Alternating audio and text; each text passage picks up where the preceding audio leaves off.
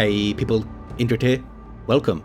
I'm your host, teaming up with Paradox Interactive to bring you all you need to know about Age of Wonders 4, Ways of War. Today, we're looking at the new tomes.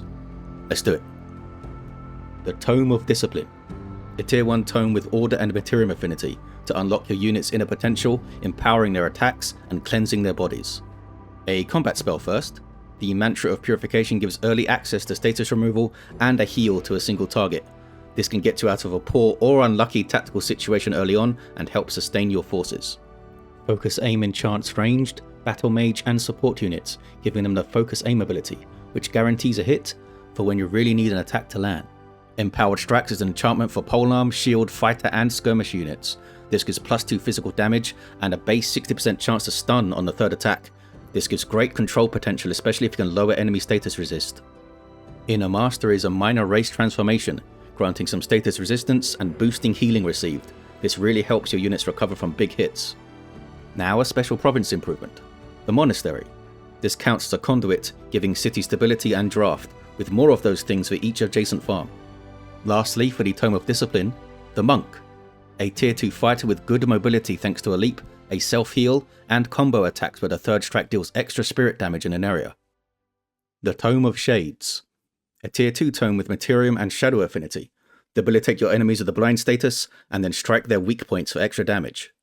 Rending Shadows is a combat spell, deals physical damage in an area with a high base chance to blind and sunder defense, leaving them easy targets. Living Shadows is a minor race transformation, giving an evasion buff and causing enemies that attack from close range to have a chance to become blinded. Be aggressive with this and get into your opponent's faces, setting them up for future pain. This brings us to Shadow Blades, an enchantment for melee units causing them to ignore half the defenses of a blinded target. This leads to bigger hits and scales well into the late game against high tier units.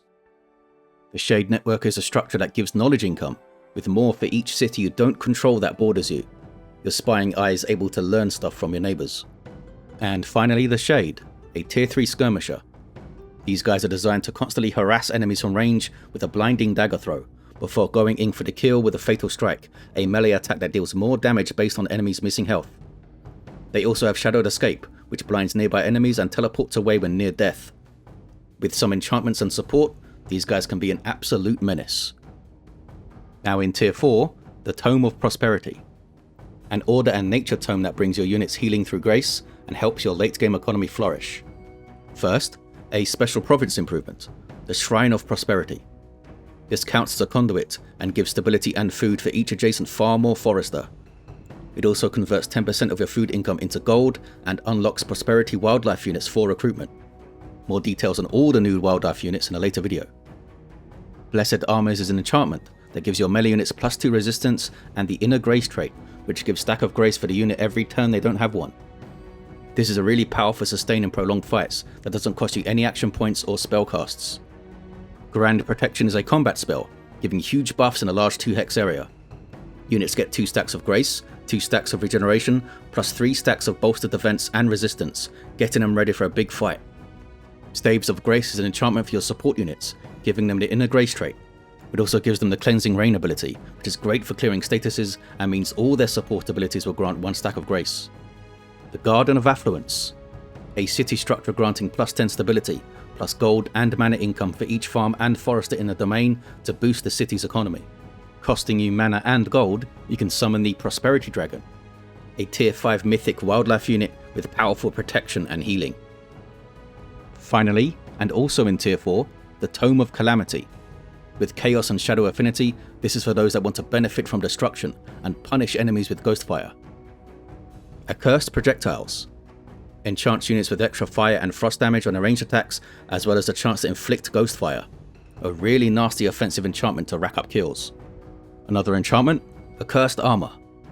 This time for your melee units, giving +2 defense and the chance to inflict Ghostfire and misfortune when being hit.